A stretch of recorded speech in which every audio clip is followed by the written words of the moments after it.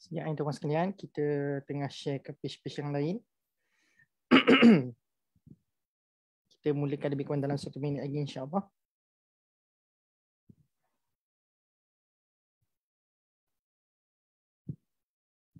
Okey, sekejap lagi, satu page lagi.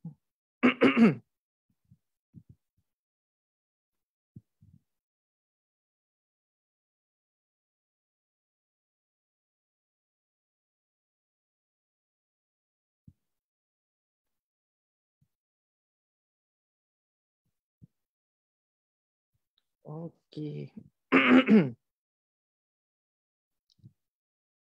Okey, selesai. Jom kita mulakan tuan sekalian. Okey. Baik, tuan sekalian, kita mulakan insya-Allah. A'udzubillahi minasyaitonirrajim. Bismillahirrahmanirrahim. Assalamualaikum warahmatullahi wabarakatuh. Alhamdulillah wassalatu wassalamu ala Rasulillah wa ala alihi wa sahbihi wa man walah. Subhanaka la ilma lana illa ma 'allamtana innaka antal alimul hakim. Qala rabbi shrah li sadri wa yassir li amri wahlul 'uqdatam min lisani yafqahu qawli. Allahumma ij'alil Qur'ana al-'azim rabi'a qulubina wa nura sudurina wa jalaa'a ahzanina wa dhahaba humumina wa ghumumina. Allahumma ja'alna minal ladzina yastami'una qawla fayattabi'una ahsanah. Amin ya rabbal alamin. Okay, baik tuan-puan sekalian, seperti biasa saya nampak ada 13 orang masuk setakat ni. Boleh tak tuan-puan sekalian yang sudah masuk cuba komen sikit sama ada suara saya jelas ataupun tidak, supaya saya tahu status live saya pada petang ni. Pada petang ni tuan-puan sekalian, silakan. Ada tak yang sudi komen untuk saya dapatkan makluman tentang saya punya status live pada petang ini? Sama ada suara, gambar, clear ke tak clear tuan-puan sekalian? Sudi-sudi komen tuan-puan sekalian, boleh tak? Okey, Kak Liza Penang jelas, alhamdulillah. Ami Ali, assalamualaikum waalaikumsalam warahmatullahi. Puan Asmah Abdul Majid, Ustaz, assalamualaikum waalaikumsalam warahmatullahi. Suara Ustaz jelas, alhamdulillah. Najihah Haris, alhamdulillah jelas Ustaz. Hajjah Zahra Usman, jelas Ustaz, semua okey, alhamdulillah. Puan Ami Ali daripada Johor, barakallahu fiik, barakallahu fiiki, terima kasih banyak-banyak sudi join pada live pada petang ini. Okey, baik tuan-puan sekalian, terima kasih pada yang sudi komen. Saya consider live pada petang ini adalah live yang jelas dari sudut suara dan gambarnya, insya-Allah. Baik, alhamdulillah tuan-puan sekalian, bersyukur pada Allah Subhanahu Wa Taala kerana pada petang ini kita direzekikan untuk kita bertemu, untuk kita menyambung lagi siri yang seterusnya pada tadabbur surah Al-Baqarah. Maka tuan-puan sekalian, saya tak nak buang masa. So masa kita pun tak banyak, tinggal 46 minit saja lagi untuk kita bersiaran langsung di page Tafaqquh Fiddin Hilwa. Maka tuan-puan sekalian, insya-Allah pada hari ini kita akan sambung pada ayat yang ke-127 surah Al-Baqarah. Sesi yang lepas last kita bincang ayat 126. Hari ini kita nak bincang ayat 127 tuan-puan sekalian surah Al-Baqarah. Jadi seperti biasa tuan-puan sekalian, sama-sama kita mulakan dengan membaca isti'adzah. Mudah-mudahan Allah menjauhkan kita semua daripada syaitan dan iblis, insya-Allah. A'udzu billahi minasyaitonir rajim. Ayat ke-127 berbunyi. 127 tuan sekalian 127. Berbunyi, wa idh yarfa'u Ibrahimul qawa'ida minal baiti wa Isma'il rabbana taqabbal minna innaka anta, minta maaf tuan, saya baca sekali lagi. Wa idh yarfa'u Ibrahimul qawa'ida minal baiti wa Isma'il rabbana taqabbal minna innaka antas samiul alim. Saya tersilap baca pada baiti yang tadi, bukan baris 2 tapi baris 1 saja. Sebab dia dekat bawah baita tu, saya punya mushaf ni dia dekat bawah baita tu ada anta dekat bawah tu. Jadi dia punya baris atas ta tu dengan ta baris bawah tu dia bergabung. Jadi nampak macam dia baris 2 dekat bawah. Okey. Itu puan sekalian, terjemahan bagi ayat ni adalah, dan ingatlah ketika Nabi Ibrahim bersama Nabi Ismail meninggikan binaan asas-asas tapak Baitullah iaitu Kaabah.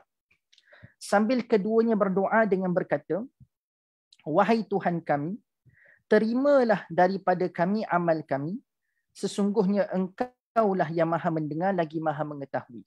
Baik, ayat 127 surah Al-Baqarah ni datang tuan-puan sekalian setelah kita berbincang ayat 126. Yang mana ayat 126 kita bincangkan tuan-puan sekalian sebelum ini juga berkenaan dengan doa Nabi Ibrahim alaihissalam. Iaitu Nabi Ibrahim bermohon kepada Allah Subhanahu Wa Taala supaya Allah jadikan Mekah ini sebagai baladan amina, satu negeri yang aman, dan warzuq ahlahu minas samarati man amana minhum billah wal yaumil akhir, Iaitu Nabi Ibrahim juga minta pada Allah supaya Allah jadikan Mekah ini sebagai tempat yang mewah, dengan diberikan simbolik supaya Allah berikan buah-buahan yang banyak kepada orang-orang yang beriman kepada Allah dan kepada hari akhir.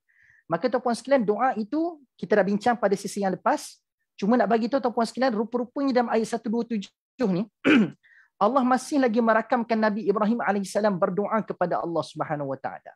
Jadi saya nampak ada satu keseragaman dan ada satu benda yang menarik boleh kita keluarkan daripada susun atur dan kekerapan Nabi Ibrahim alaihissalam berdoa pada saat ini. Dan sehingga ayat 127 yang kita bincang sekarang tuan-puan sekalian, untuk makluman, ayat 127 ini adalah gambaran Nabi Ibrahim sedang membina asas-asas bata-bata pembinaan Kaabah. Maksudnya Nabi Ibrahim tengah dalam proses untuk membina Kaabah tu, dan dalam keadaan sedang meletakkan batu-bata, susun batu-bata untuk nak bangunkan Kaabah itu sendiri. Nak katanya sekarang ini doa yang tengah dilafazkan dalam ayat 127 ini adalah betul-betul sewaktu Nabi Ibrahim membina Kaabah. Nabi Ibrahim membina Kaabah tuan-puan sekalian.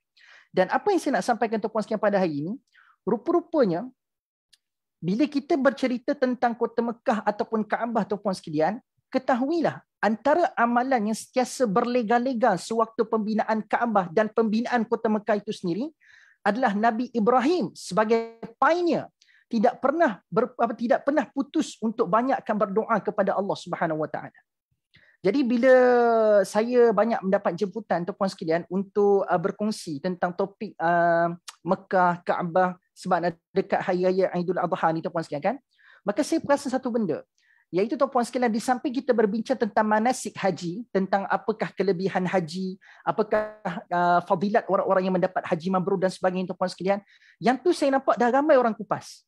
Tapi antara tanasub, antara benda yang menarik dari sudut perkaitan di antara ayat-ayat yang berbicara tentang kota Mekah dan Kaabah, saya perasan satu benda tuan-puan sekalian, iaitulah Nabi Ibrahim sentiasa menyelang-nyelangkan perbuatan sehinggalah terjadi dan terbinanya Kaabah itu diselang-selangkan dengan doanya kepada Allah Subhanahu Wa Taala. Jadi rupa-rupanya berbicara tentang Kaabah, berbicara kota Mekah, berbicara tentang kota Mekah, kita tak boleh miss juga berbicara tentang doa kepada Allah Subhanahu Wa Taala. Sebab itulah tuan-puan sekalian, hari ini bila ada orang pergi menunaikan haji, sewaktu kita dah bincangkan ayat sebelum ni kan, iaitu bila mana Allah minta Nabi Ibrahim untuk sucikan Baitullahil Haram, sucikan Mekah, sucikan Kaabah daripada anasi-anasi negatif dan kembalikan fungsi asal Kaabah itu, iaitu tempat untuk at-taifin, tempat untuk orang bertawaf. Kan, wal akifin, tempat orang beriktikaf, war ruk'is sujud, tempat untuk orang rukuk dan sujud. Jadi tuan-puan sekalian, rupa-rupanya di saat kita berbincang tentang perkara tersebut, doa itu juga adalah perkara yang sangat penting.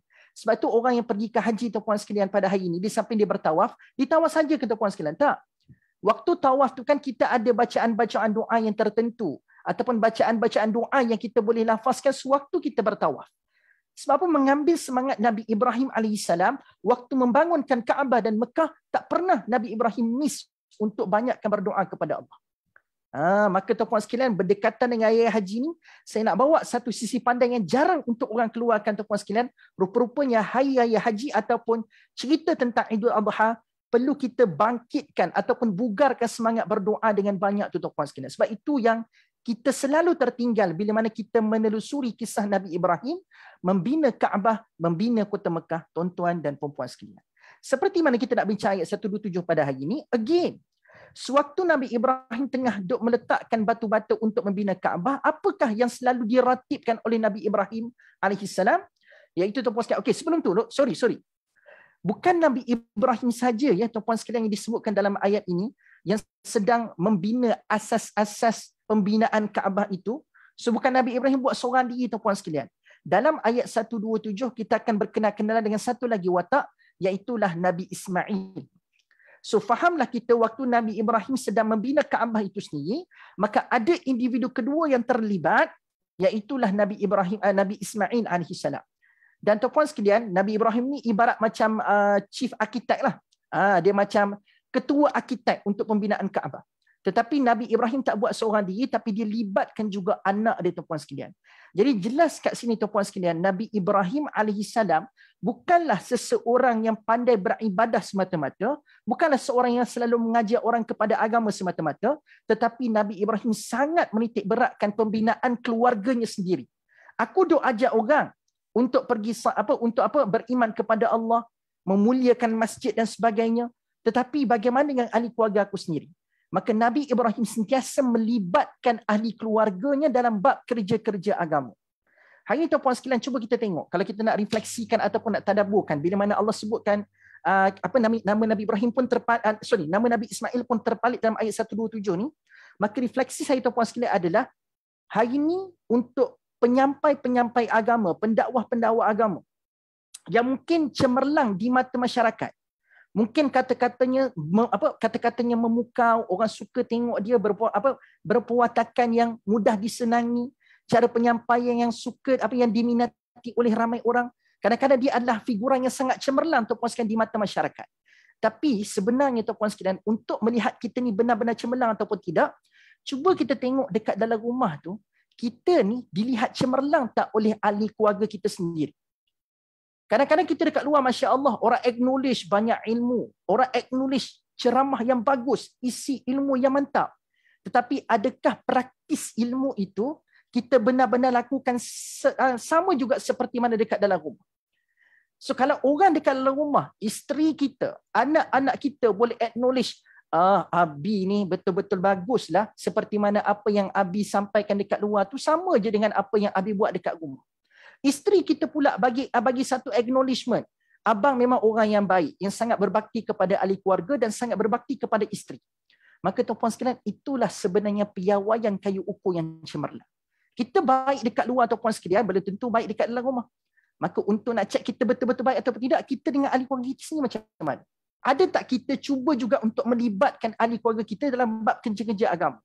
Ada orang hari ini dekat luar cemerlang, buat kerja agama kat luar bagus, tapi lupa nak libatkan ahli keluarga sama untuk terlibat dalam kerja-kerja agama. Iaitu sama-sama kita kena muhasabahkan pada hari ini, tuan-tuan dan puan-puan sekalian. Jadi sebab tu saya bila sebut tentang nama Nabi Ismail ada dalam ayat 127 ni, maka kita semua pada hari ini kena rasa macam kena ada satu semangat untuk nak sentiasa ajak ahli keluarga kita untuk buat kerja-kerja agama ni bersama-sama. So jangan kita seorang je nak jadi baik.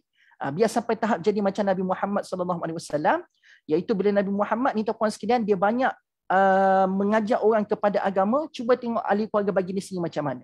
Aisyah, isteri baginda sini tuan-puan sekalian, adalah orang yang sangat hebat dalam amalnya, hebat dalam ibadahnya tuan-puan sekalian.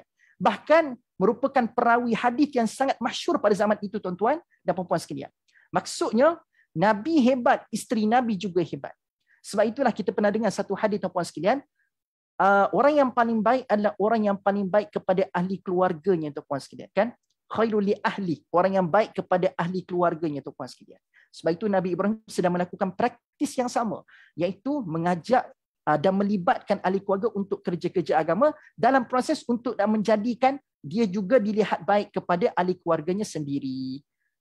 Bukan saya seorang je baik, tapi saya cuba untuk mengislahkan juga ahli keluarga saya dengan cara melibatkan ahli keluarga saya dengan kerja-kerja agama. Itu adalah poin kenapa poin yang berada di sebalik perkataan ataupun kalimah Nabi Ismail disebutkan dalam ayat ini. Dan tuan-puan sekalian, perhatikan baik-baik ayat 127 ni juga.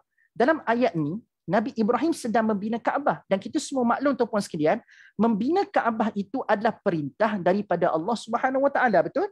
Betul tak? Membina Kaabah itu adalah perintah daripada Allah Subhanahu Wa Taala. Dan waktu Nabi Ibrahim tengah duk bina Kaabah pada waktu itu, kita boleh consider tak itu sebagai ibadah?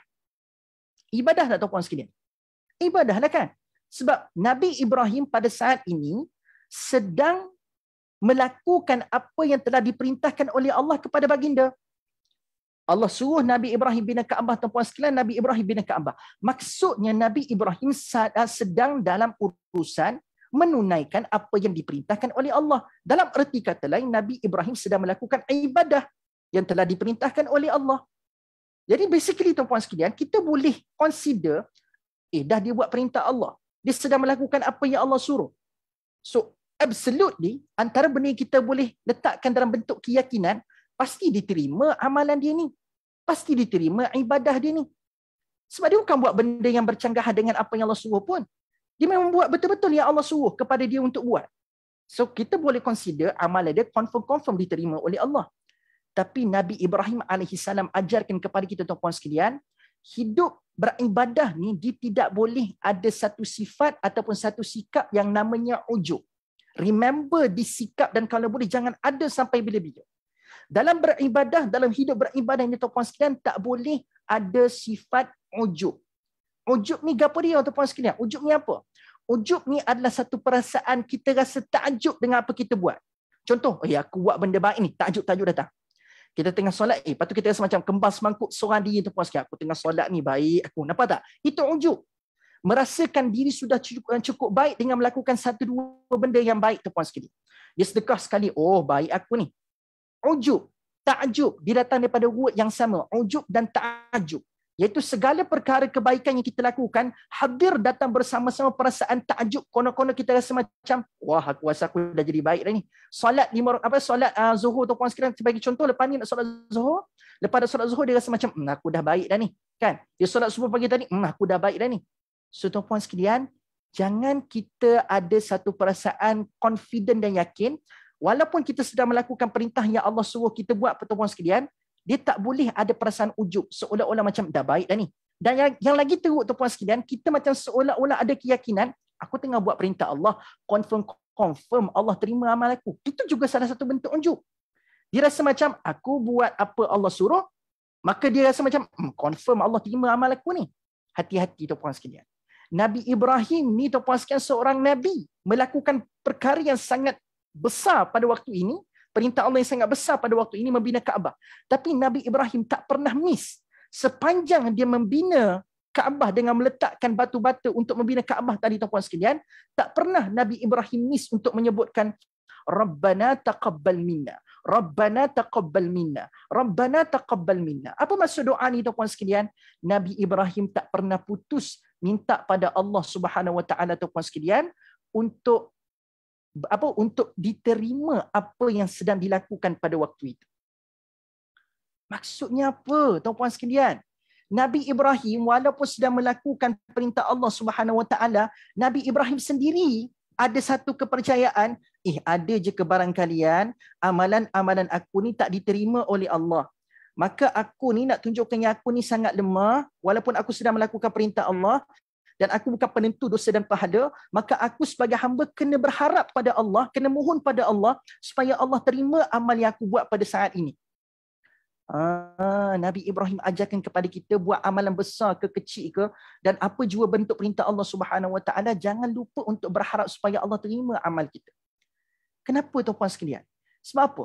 Sebab ada satu ayat dalam Al-Quran tuan-puan sekalian yang perlu kita bimbangkan amat-amat sangat, iaitu pada surah, saya tengok surah apa Surah Al-Furqan ayat ke-23. Tuan-puan sekalian yang dengar ayat-ayat lain yang saya bawa dekat dalam kupasan saya ni, tuan-puan sekalian boleh letakkan dekat bahagian komen tu, supaya orang boleh cross check nanti balik, ataupun boleh tengok balik ayat-ayat yang saya bawa selain daripada ayat 127 Al-Baqarah yang kita tengah bincang sekarang.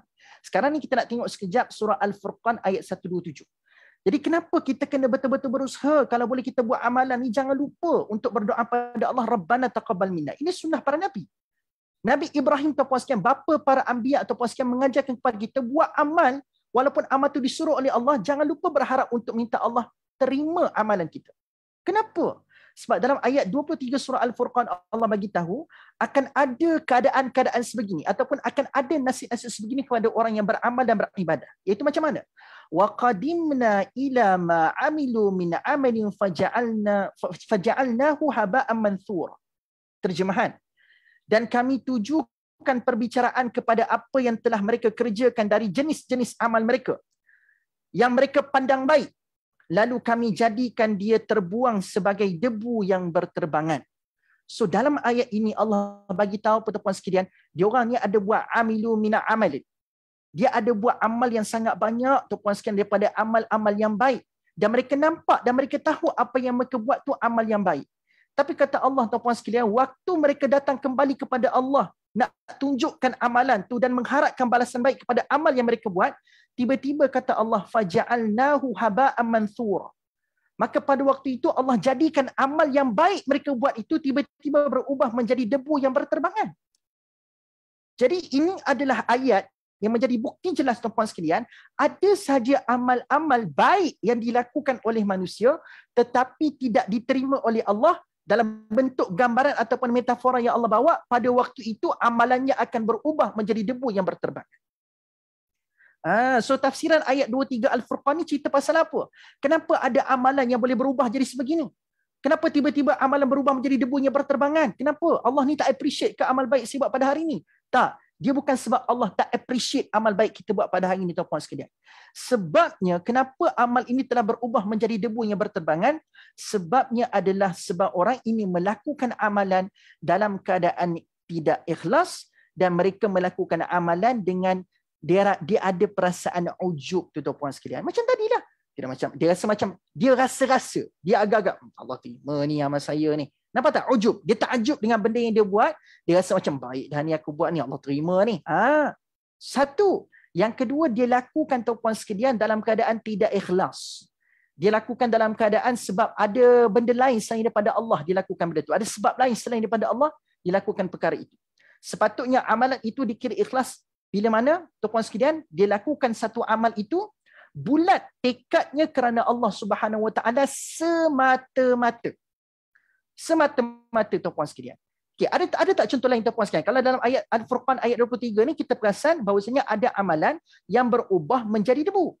Tapi ada tak contoh lain, orang tu tengah buat amal baik, tapi walaupun dia orang nampak benda ni perintah Allah, sah-sah Allah terima, tapi Allah datangkan amalan tersebut dalam keadaan aku celakakan amalan itu. Kalau ikutkan amal tu, kalau kita dengar, tuan-puan sekalian, kita pun tahu ini amal yang memang besar amalan ni. Kan besar amalan ni. Patutnya kalau buat ni memang Allah terima lah, patutnya. Tapi ada satu ayat tu, amalan yang besar Allah palitkan dengan kecelakaan. Amalan apa, tuan-puan sekalian? Contoh seperti salat. Dalam surah Al-Ma'un, bila mana Allah sebut fawailul lil musalli. Tak terkejut ke kita bila baca ayat ni? Iaitu Allah sebut celakalah bagi orang-orang yang salat. Itu kan salat, tuan-puan sekalian. Solat tu kan amal yang besar. Solat tu kan perintah Allah. Orang tu solat juga, dia lakukan perintah Allah. Tapi kenapa orang yang solat tu dicelakakan oleh Allah Subhanahu Wa Taala? Kan dalam ayat-ayat selepas tu kan Allah sebut, kenapa aku celakakan orang yang solat ni?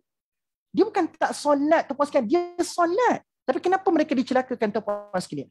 Sebab, tuan-puan sekalian, kata Allah dalam ayat selepasnya, allazina hum an salatihim sahun.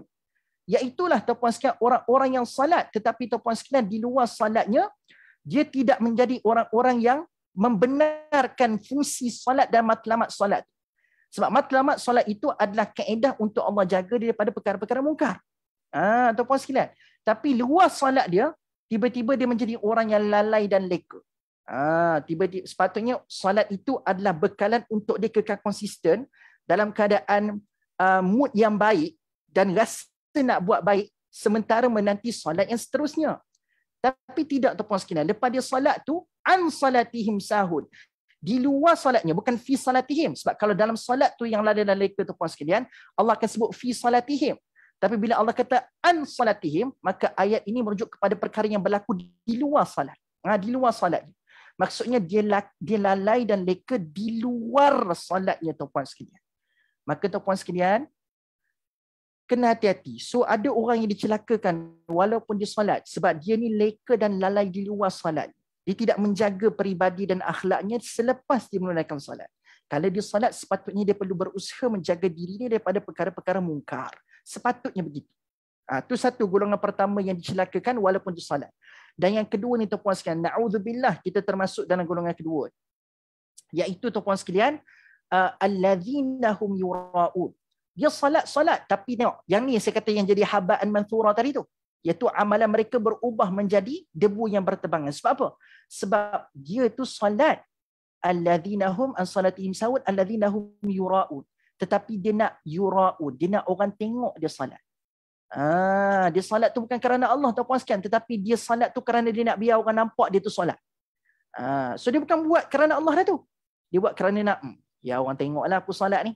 Tu nampak tak? Sebab orang lain. Dia nak sebab orang tengok dia. Supaya orang tak nampak lah macam aku ni tak solat kan. Nampak aku ni teruk sangat. So dia buat tu kerana tak nak bagi persepsi orang tu nampak buruk pada dia. Dia bukan nak win pada mata Allah, dia nak win pada mata orang ataupun pada mata makhluk. Yang itulah orang-orang yang dicelakakan oleh Allah Subhanahu Wa Taala. So nampak tuan-puan sekalian? Sama tak? Dalam konteks kita bincang dalam ayat ni tuan-puan sekalian. So bila kita bincang tadi tuan-puan sekalian ayat 127 surah Al-Baqarah, kenapa Nabi Ibrahim sedang melakukan amal yang sangat besar iaitu bina Kaabah, kenapa still Nabi Ibrahim doa pada Allah, Rabbana taqabbal minna? Sebab ada possibility ada amal itu berubah dan berubah menjadi debu yang berterbangan. So tak nak jadi macam tu. Boleh? So kita selaku orang yang banyak melakukan amal ibadah yang sahih pada hari ini, maka kita kena selalu berdoa supaya Allah terima amal kita. Dan penutup ayat 127 ni kata Allah, innaka antas samiul alim. Sesungguhnya kamu wahai Allah, antas samiul alim. Kamu adalah Tuhan ataupun Allah yang as-sami' maha mendengar, al-alim lagi maha mengetahui. So apa yang kita boleh faham dengan penutup ayat ni? Kenapa ditutup ayat ini dengan mengatakan sesungguhnya Allah itu maha mendengar lagi maha mengetahui? Maksudnya apa? So Allah nak bagi tahu tuan-puan sekalian, berdoalah dengan apa doa sekalipun. Tapi yang dalam konteks ayat ni adalah berdoa dalam konteks kita nak minta Allah terima amal kita. Dan Allah kata tuan-puan sekalian, setiap doa kamu itu pasti akan didengari. Sebab Allah itu maha mendengar dan tidak ada perkara yang terlepas daripada pendengaran Allah Subhanahu Wa Taala. Sekecil-kecil permintaan, iaitu kita nak minta Allah terimalah amal saya. Ringkas je doa ni tuan-puan sekalian. Kadang-kadang hari ni kan tuan-puan sekalian, permintaan yang lekeh, permintaan yang nampak macam simple, kadang-kadang orang akan nyah ataupun orang akan pandang remeh je. Kan tuan-puan sekalian, contoh tak, kita hari ni, kebetulan tuan-puan sekalian, beberapa yang lepas ada something yang menarik berlaku antara saya dengan isteri saya. Saya kongsikan sikit lah tuan-puan sekalian. Dia nampak macam, tapi kita boleh belajar daripada peristiwa ni. Iaitu, saya pergi ke shopping mall dengan isteri saya. So, kami ada belilah satu biskut yang anak kami suka. Dan bila sebab anak kami tu terlalu sukakan biskut tersebut, maka kami buka biskut tu waktu dalam kereta lagi. So, tak balik ke rumah lagi tuan-puan sekalian. Biskut tu dibuka dalam kereta lagi. So biasalah tuan-puan sekalian, bila kita dah buka biskut, kita tak tahu nak tutup. Kalau kat rumah ada Tupperware, bila kita dah habis makan, kita masuk dalam Tupperware tuan-puan sekalian. So terjagalah daripada biskut tu masuk angin. So bila dah buka dalam kereta tuan-puan sekalian, so kena tunggulah balik rumah, barulah dia boleh dimasukkan dalam Tupperware dan selamat daripada masuk angin. So bila sampai saja di rumah tuan-puan sekalian, kita baru balik daripada beli barang-barang dapur tuan-puan sekalian. So obviously selaku lelaki yang bertanggungjawab tuan-puan sekalian, so kita akan fokus kepada untuk angkat barang-barang yang berada di bonet, betul? Sebab kita nak kena angkat telur, nak kena angkat apa-apalah tuan-puan sekalian, buah-buah. So kita yang angkat semua tuan-puan sekalian, pergi bawa pergi peti, kita akan susut. Kita akan susut. So yang pegang biskut yang telah dibuka tadi tuan-puan sekalian adalah isteri saya. Isteri saya. So bila saya tengah duk sibuk menguruskan barang dekat bonet, isteri saya yang baru keluar daripada pintu kereta, tiba-tiba tuan-puan sekalian dia minta, abang tolong letakkan biskut ni dekat dalam Tupperware. So saya tengah busy untuk nak uruskan barang dekat bonet ni, saya kata ayang buat sendirilah. So dia tengah minta tolong kat saya. So permintaan dia simple, iaitu tuan-puan sekalian ada je dekat meja tetamu tu tuan-puan sekalian satu Tupperware yang dia boleh letak saya tuan-puan sekalian, terus biskut itu bila dia masuk ke dalam rumah tuan-puan sekalian. Tapi isteri saya pada waktu itu dia minta tolong. Dia kata abang tolong masukkan biskut dekat dalam Tupperware. Di sana saya tengah sibuk. Saya pun cakap dekat dia, ayang boleh buat sendiri tak benda ni? Abang tengah fokus kat barang-barang besar ni. Rupa-rupanya tuan-puan sekalian, saya pun tak terfikir pada waktu itu. Mesti ada sebab kenapa isteri saya minta tolong. Sebab isteri saya tengah pregnant tuan-puan sekalian 36 weeks tuan-puan sekalian. Walaupun kursi tempat dia berehat lepas dia minta tolong tu tuan-puan sekalian dengan meja tu tak berapa nak jauh, tapi pada waktu itu dia tengah tahan sakit, tapi dia tak sebut dekat saya. Tapi itulah poin saya tuan-puan sekalian. Walaupun dia nampak macam teruk juga saya ni kan. Tapi poin saya adalah permintaan manusia yang lekeh-lekeh. Kita nampak simple je, tolong masukkan biskut dekat dalam Tupperware. Kita consider orang tu boleh buat sendirilah. Tak. So poin saya adalah akan ada keadaan kita akan nampak permintaan-permintaan manusia ini nampak lekeh pada pandangan kita. Betul tak betul tuan-puan sekalian? Kadang-kadang ada orang nampak, lah, tolong bukakan pen je. Macam kita tuan-puan sekalian, kita ada pen yang pakai tutup tu kan tuan-puan sekalian. Kita buka-buka tak boleh. Tapi kita minta ke orang lain. Kita kata, kau tolong bukakan pen ni. So ada orang nampak, kau minta aku tolong bukakan pen je. Lekeh gila. Lebih kurang macam tu lah. Lekehnya permintaan ni. So lalu dia abaikan permintaan kita sebab terlalu lekeh permintaan. Tapi Allah Subhanahu Wa Taala, cuba tengok dalam ayat ni. Permintaan Nabi Ibrahim alaihissalam is very simple. Rabbana taqabbal minna. Tapi ada tak Allah Subhanahu Wa Taala macam pandang lekeh pada permintaan tu? Tak ada. Sebab bagi Allah Subhanahu Wa Taala, Allah itu antas sami'.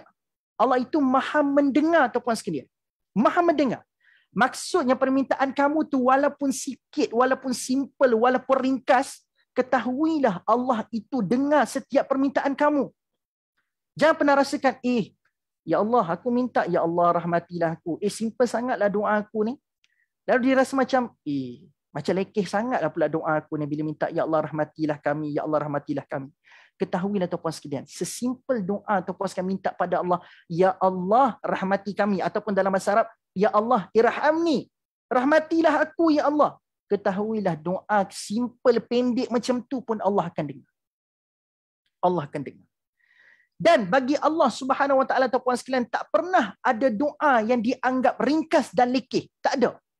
Satu, sebab Allah itu dengar. Yang kedua, ada sambungan lepas as-sami', iaitu al-alim, tuan-tuan dan puan-puan sekalian. Kita pula kadang-kadang kita kata macam, takkan aku nak minta Allah rahmati aku? Kena spesifikkanlah. Kita pun spesifikkan. Ya Allah rahmatilah aku dalam bentuk sekian. Ya Allah rahmatilah aku dalam bentuk sekian. Sekian, sekian. Kita spesifikkan, tuan-puan sekalian.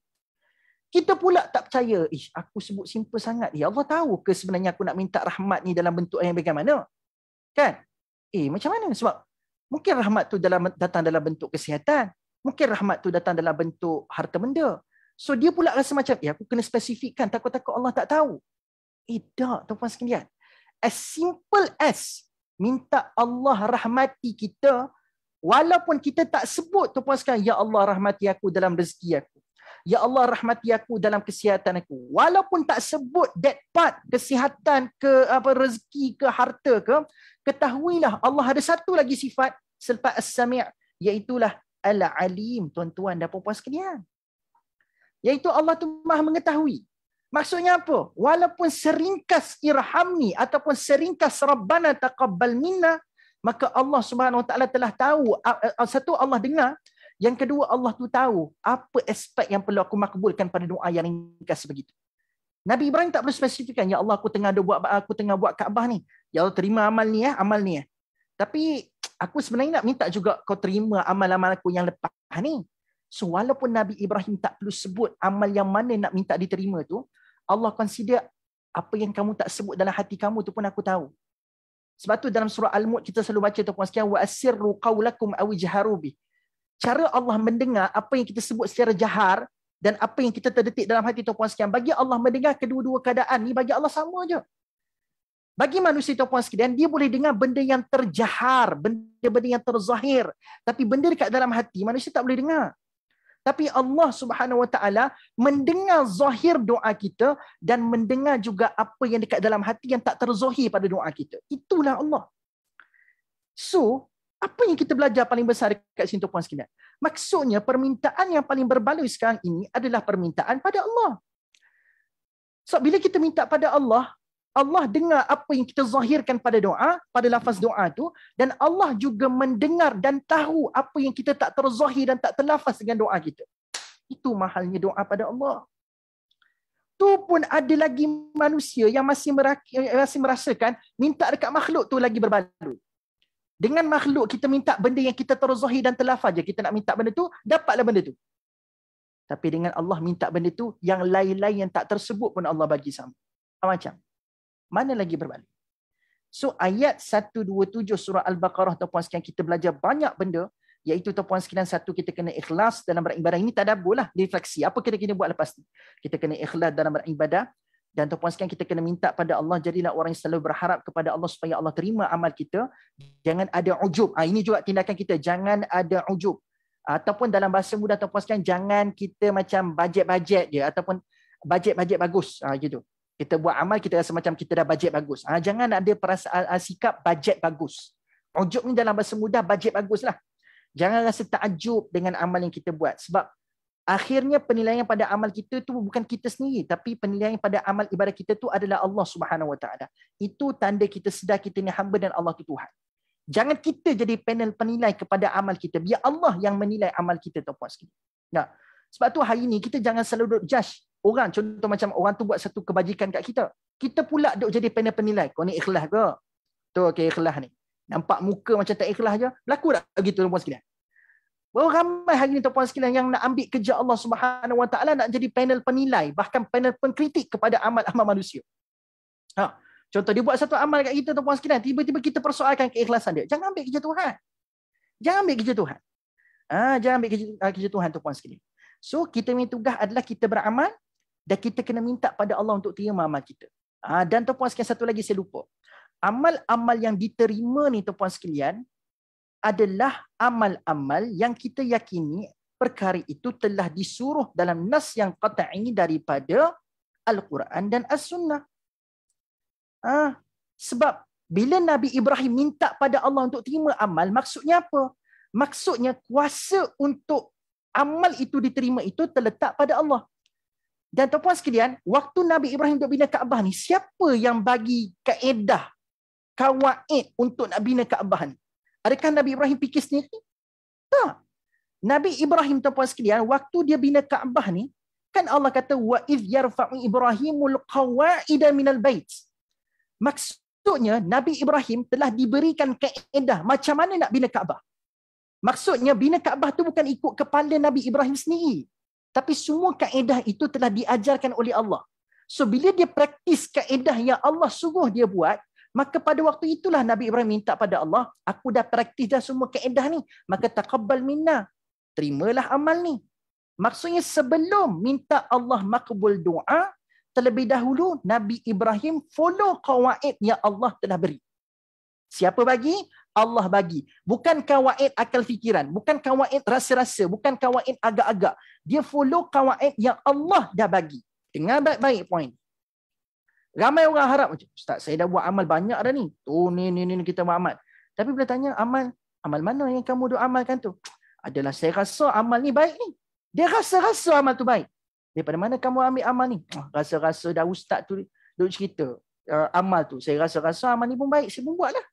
Oh pula. Tuan-tuan sekalian, amal yang terima antara syaratnya adalah kita beramal dengan kawaid yang Allah tentukan, bukan ikut akal fikiran manusia yang tentukan. No. Tuan-tuan sekalian. Iaitu sebab itu kita kena faham dalam bab agama ni, kita kena serahkan urusan agama ni kepada Tuhan, bukan serahkan urusan agama ni kepada akal fikiran manusia dan agak-agak manusia. Tak boleh. Dalam bab kehidupan ni boleh ikut akal fikiran manusia tuan-tuan sekalian. Sebagai contoh kereta, tuan-tuan sekalian, kereta bolehlah ikut akal fikiran manusia. Nama Nabi Lut tak ada kereta ustaz, sekarang ni boleh pula kita pakai kereta. Poin saya tuan-tuan sekalian, yang itu bukan melibatkan urusan agama. Kan? Dia kata, ustaz, zaman Nabi dulu tak ada kereta, tapi sekarang kita ada kereta. Tak boleh ustaz, kita ni, dia kata dikira macam benda tu adalah, kalau kata bid'ah semua tak boleh tuan-tuan sekalian. Benda-benda bid'ah ni, sorry. Ada kata bid'ah yang dibenarkan, tuan-tuan sekalian. Bid'ah yang dibenarkan adalah bid'ah yang tidak melibatkan urusan agama. Tapi bid'ah yang melibatkan urusan agama, tuan-tuan sekalian, selama-lamanya tertolak. Kena jelas bab ni. Sebab saya suka tengok, saya tak suka tengok tuan-tuan sekalian hari ni bila mana orang tegur sesuatu bid'ah dalam agama tu, dia kata, zaman dulu Nabi tak ada kereta, sekarang kau guna kereta, tu kan bid'ah. Tu kau juga buat bid'ah tu. Tuan-tuan sekalian, kereta tu bukan bid'ah yang melibatkan agama. Kena faham. Sebab tu tuan-tuan sekalian, kita kena dengar hadis ni betul-betul. Hadis ni semua sahih. Semua orang mentakhrijkan hadis ni hadis sahih. Antaranya tuan-tuan sekalian, antara sebutan tu, fa inna asdaqal hadits kitaballah wa khairul hadi Muhammad sallallahu alaihi wasallam wa syarrul umur muhdatsatuha wa kullu muhdatsatin bid'atin wa kullu bid'atin dalalah wa kullu dalalatin finnar. Terlupakah kita pada sebutan ini? Kan? Jadi dalam bab beragama kita kena ada ketegasan, dan dalam bab beragama tuan-tuan sekalian kita kena ada disiplin. Sebab dalam bab agama kawaid itu adalah ditentukan oleh Allah, bukan ditentukan oleh agak-agak perasaan dan rasa-rasa manusia. Tuan-tuan sekalian kena jelas bab ni. Dia bukan isu kita jadi golongan yang ustaz sikit-sikit bid'ah. Dah, tuan-tuan sekalian kena faham. Dia bukan sikit-sikit ustaz ni nampak sangat puak-puak sana. Dah, bukan isu ni. Tuan-tuan sekalian, bukan isu ni. Dia isu adalah kita beragama kena disiplin. Tu je. Puan saya nak sampaikan. Dalam beragama kena disiplin. Tolonglah buka fikiran kita tuan-tuan sekalian. Jangan terlalu cepat melabel orang sampai kita jadi orang yang tak rasional dalam bab agama. So bila Allah kata inna dina indallahi Islam, milik agama ni adalah Allah punya, maka kita kena tertakluk kepada apa yang digazetkan oleh Allah, bukan rasa-rasa kita. Tak boleh. So bezakan yang dikata bid'ah hasanah tu bid'ah hasanah yang bagaimana? Yang dibenarkan untuk kita beramal. So bila disebut dalam ayat ni Nabi Ibrahim pun bila nak bina Kaabah pun ikut kawaid Allah, bukan ikut kawaid kepada dia sendiri, maka dia kena ada kejelasan dekat situ. Maksudnya antara faktor amal itu diterima adalah kita melakukan apa yang telah yang telah digaris pandukan oleh Allah dan Rasul, bukan ikut rasa-rasa kita. Gitu tuan-puan sekalian. Tuan-puan sekalian, saya serah pada tuan-puan sekalian, tapi at least bagi saya dah sebut bagi pihak saya, dan saya tak perlu rasa nak berpatah balik dengan statement saya, tuan-puan sekalian. Bagi saya kena menyampaikan the truth. Ramai orang yang cuba nak mendiamkan benda ni. Dia rasa macam tak boleh ustaz, cuba ni tu ustaz kena label. Tak, bagi saya kena sampaikan benda yang betul. Tuan-puan sekalian nak pandang apa, saya serah kepada tuan-puan sekalian. Boleh Okey, baik. Teruskan. Okay. Jadi tuan-puan sekalian, dalam ayat ke-128. Okey, kita masuk sikit ya ayat 128 tuan-puan sekalian. Dalam ayat 128 ni kata Allah Subhanahu Wa Taala, Allah sebut Rabbana waj'alna muslimaini laka wa min dhurriyyatina ummatan muslimatan lak wa arina manasikana wa tub alaina innaka antat tawwabur rahim. Wahai Tuhan kami, jadikanlah kami berdua. Kenapa kami berdua dalam ayat ni? Sebab dalam ayat ni Allah SWT menyebutkan tuan-puan sekalian Nabi Ibrahim dengan Nabi Ismail lah, sebab tu disebut kami berdua. Okay? Jadikanlah kami berdua orang-orang Islam yang berserah diri kepadamu. Dan jadikanlah daripada keturunan kami umat Islam yang berserah diri kepadamu. Dan tunjukkanlah kepada kami syariat dan cara-cara ibadat kami. Dengan baik-baik ayat ni. Dan terimalah taubat kami. Sesungguhnya engkaulah maha penerima taubat lagi maha mengasihani. Ayat ni Masya Allah tuan-puan sekalian, cantik lah. Sebab berdekatan kita dengan Hari Raya Kurban ni, dengan Hari Raya Idul Adha ni, kita mesti ada azam-azam. Tama-tama kita berada pada 10 hari awal Zulhijjah. Ini adalah 10 hari yang sangat disukai oleh Allah Subhanahu Wa Taala. Maka pasti kita ada azam-azam tertentu tuan-puan sekalian untuk kita melakukan amal-amal yang dicintai oleh Allah. Maka berkebetulan kita hari ini tadabbur surah Al-Baqarah pada 10 hari awal Zulhijjah bercerita pasal dekat-dekat cerita dengan Hari Raya Idul Adha tuan-puan sekalian. Ayat 127 128 ni memang ada kaitan sangat-sangatlah dengan Hari Raya Idul Adha ni. Okay. Tapi kita nak bicara 128 sekarang. Nak sendawa tapi tak dapat. Okay. Allah kata benda? Dia doa lagi. Nabi Ibrahim berdoa lagi kepada Allah. Nampak tak? Tak berhenti Nabi Ibrahim AS berdoa kepada Allah waktu nak bina Kaabah ni. Lalu disebutkan apa? Rabbana waja'alna muslimaini. Jadikanlah kami berdua orang-orang Islam. Nampak? Muslimaini. So dalam ayat ni memang rujuk kepada dua lah. Nabi Ibrahim dengan Nabi Ismail. Tapi apa permintaan pertama Nabi Ibrahim dan Nabi Ismail? Iaitu apa tuan-puan sekalian? Iaitu dia minta pada Allah, jadilah aku orang Muslim. Jadikanlah kami berdua ni orang Muslim. Muslim ni bermaksud bagaimana tuan-puan sekalian? Orang-orang yang berserah diri. Islam bermaksud berserah diri. So menjadi Muslim adalah orang-orang yang berserah diri tuan-puan sekalian. Berserah diri kepada siapa? Berserah diri kepada Rabb. Berserah diri kepada Tuhan. Maksudnya tuan-puan sekalian, menjadi Islam, menjadi seseorang yang beragama Islam, maksudnya dia adalah seseorang yang berserah diri bulat-bulat kepada apa sahaja yang telah diperintahkan oleh Tuhan. Maksudnya menjadi Islam juga tuan-puan sekalian tidak boleh menjadi seseorang yang ikut kepala sendiri. Sebab agama ni bermaksud cara hidup. Maka bila cara hidup kita adalah Islam yang menuntut kita untuk berserah diri kepada Tuhan, maksudnya cara hidup kita perlu ditentukan oleh pemilik agama Islam. Pemilik kepada agama tu, iaitu Tuhan kita, iaitu Allah. Maksudnya kita tak boleh nak sebut saya nak beragama dengan agama Islam tapi nak ikut cara kepala kita sendiri. Tak boleh. Sebab pada maksud Islam tu sendiri saja bermaksud menyerahkan diri. Sebab agama-agama yang dicipta oleh manusia sebelum ini dengan ideologi mereka sendiri tuan-puan sekalian, mereka masing-masing nak memenangkan rasa-rasa dan akal fikiran mereka. Sebab itu tuan-puan sekalian, Allah kata orang-orang yang mencipta agama mereka dengan ideologi, kita tak kata agama. Orang yang mencipta kefahaman-kefahaman mereka sendiri tuan-puan sekalian, mereka adalah orang-orang yang tidak diberikan petunjuk. Sebab bila petunjuk Allah datang tuan-puan sekalian, petunjuk itu akan memadamkan segala logik-logik akal mereka dan memadamkan rasa-rasa mereka dan mengembalikan jis beragama itu kepada apa? Kepada menyerah diri kepada Tuhan.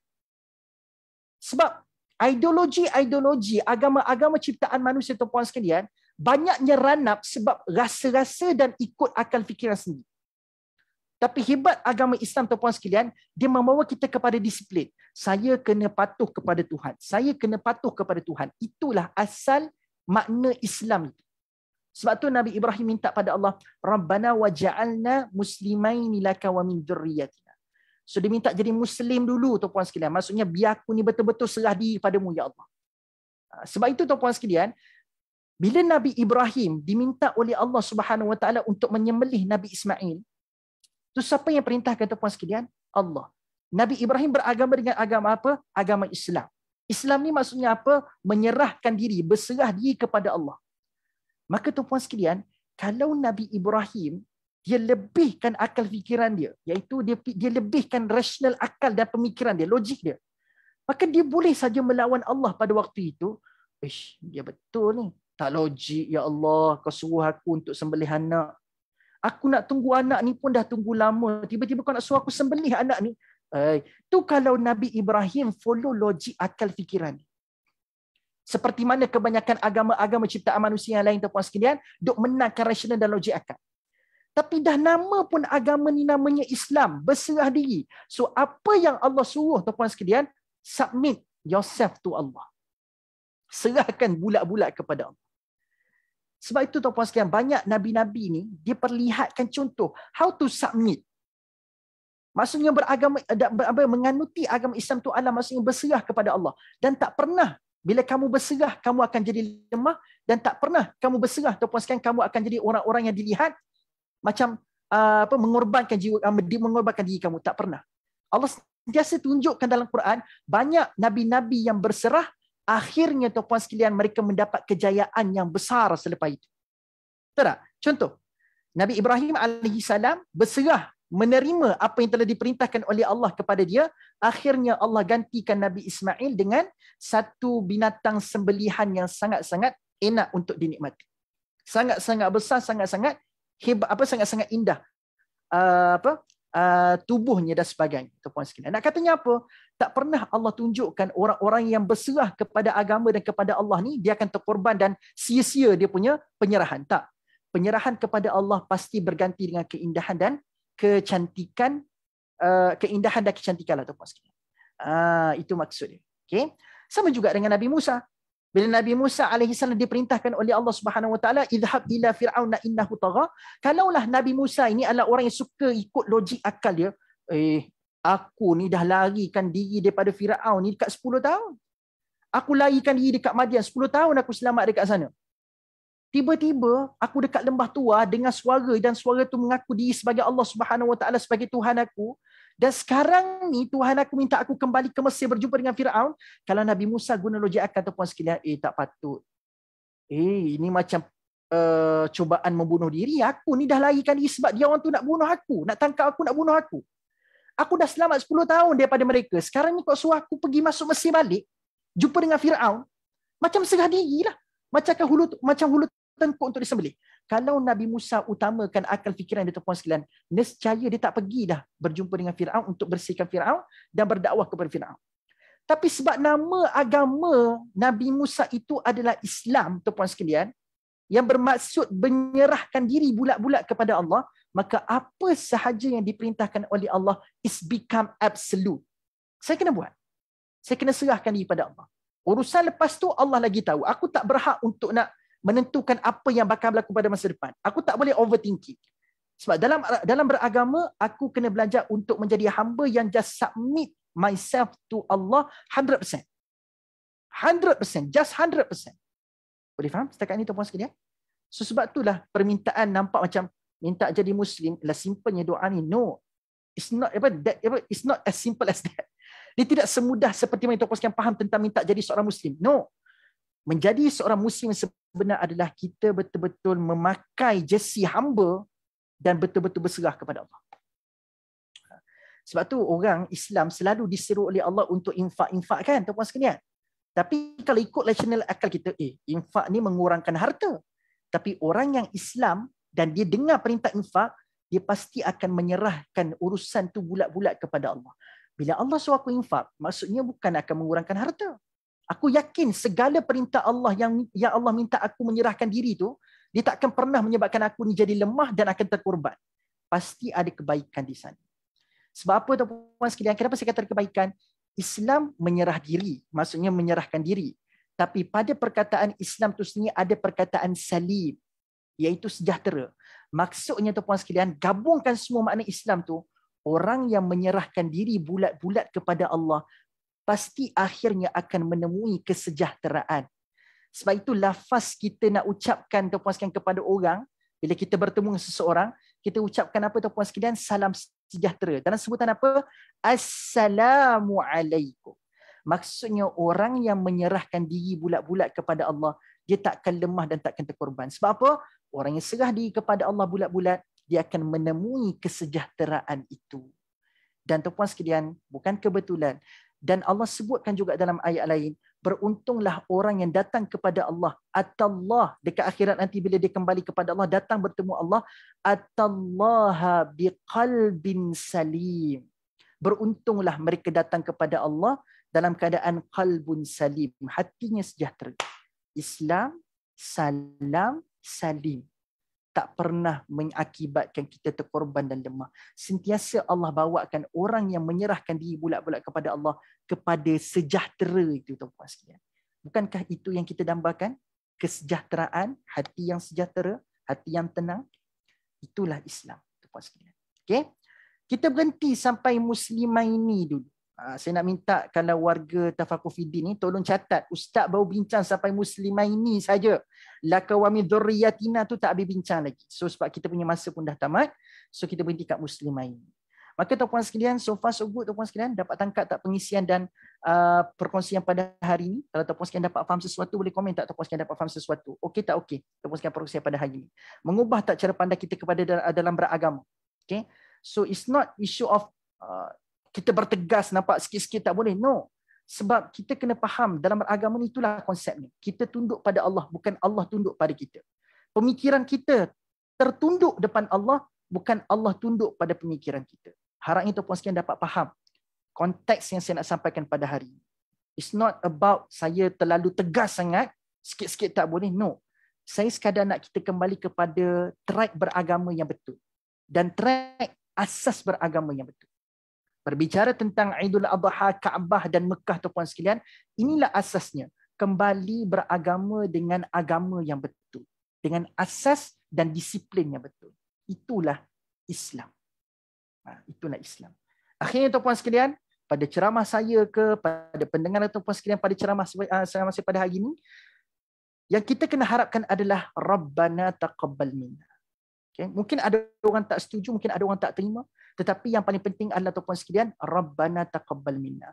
The ultimate goal dalam kita beribadah, dalam kita beramal adalah kita nak minta pada Allah supaya Tuhan kita, Allah terima segala amal kita insya-Allah. Boleh semua tuan-puan sekalian? Saya harapkan tuan-puan sekalian sama-sama kita terbuka, kita berlapang dada dan kita menerima apa yang Allah SWT sebutkan kepada kita hari ini. Mudah-mudahan kita menjadi orang yang Islam salim dan menyerah diri dan mencapai kesejahteraan insya-Allah. Wallahu taala a'lam tuan-puan sekalian. Terima kasih semua. Sekali lagi tuan-puan sekalian, seperti biasalah tuan-puan sekalian, program pada hari ini ditaja penuh oleh ditaja oleh Tafakur Fiddin Bukit Helwa TM. Tuan-puan sekalian, terima kasih pada warga TM sudah menjemput. Dan kalau tuan-puan sekalian merasakan perkongsian pada hari ini bermanfaat, jangan lupa tuan-puan sekalian tekan button share supaya ramai lagi alert dengan kewujudan page Tafakur Fiddin ni. Dan tuan-puan sekalian, sebab saya sangat recommend sebab dekat sini berkumpul ramai asatizah yang baik, yang bagus-bagus dan berkualiti. Bukan sebab nak bernadah dengan saya tuan-puan sekalian, tak. Saya nak tuan-puan sekalian dapatkan juga pengisian-pengisian berharga daripada para asatizah lain dekat sini. Sebab tu saya nak galakkan tuan-puan sekalian share kuliah. Kalau rasa bermanfaat kuliah ni di-sharekan sebab bukan sebab saya, sebab nak bagi orang alert dengan kewujudan page ni. Terima kasih semua tuan-puan sekalian yang bersama-sama dengan saya daripada pukul 1 tadi tuan-puan sekalian sampai 1.56. Bukan mudah tuan-puan sekalian waktu sebegini tengah hari untuk stay dengan kuliah tuan-puan sekalian. Dan terima kasih juga pada semua yang tak pernah jemu menutakan setiap perkongsian saya. Barakallahu fikum. Jazakumullah khairan jazak. Dan tuan-puan sekalian ucapkan saya jazakallah khair. Saya kembalikan balik walakum jazaul khair. Mudah-mudahan Allah kembalikan segala kebaikan tu pada tuan-tuan dan puan-puan sekalian. Minta maaf tuan-puan sekalian kalau kekurangan pada hari ini. Aqulu qawli hadza wa astaghfirullahal azim li wa lakum. Kita jumpa lagi tuan-puan sekalian pada Isnin yang kedua, tak silap saya insya-Allah. Okey, Isnin yang kedua kita akan jumpa balik. Isnin kedua ke Isnin ketiga? Lebih kurang macam itulah tuan-puan sekalian Insya-Allah kita akan iklankan nanti. Jumpa lagi tuan-puan sekalian. Terima kasih semua. Assalamualaikum warahmatullahi wabarakatuh.